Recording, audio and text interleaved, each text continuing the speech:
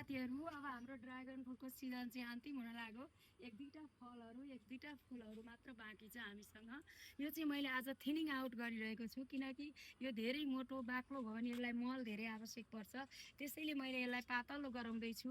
यसमा चाहिँ मैले गोबर मल अनि त्यसपछि पिना बालुवा अनि माटो मिसाएर चाहिँ यसलाई मलजल गर्ने गरेको छु। त्यसैले यसलाई पातलो बनाउँदैछु र मैले आज 500 भन्दा बढी कटिङहरू गरिरहेको छु। मसँग 3 भेराइटीको चाहिँ ड्रागन फ्रुट छ। एउटा पहेँलो छ, एउटा रातो छ र एउटा सेतो छ। यो चाहिँ 3 थरीको ड्रागन फ्रुटको कटिङ चाहिँ मैले यसरी राखेको छु। यो 500 भन्दा बढी कटिङहरू मसँग छ। तपाईहरुलाई आवश्यक भयो भने मैले 5 रुपैयाँ 10 रुपैयाँ र 15 रुपैयाँमा उपलब्ध गराउन सक्छु। त्यसैले यो 2 वर्ष पुरानो छ। यो अर्को वर्ष फलिहाल्छ यो।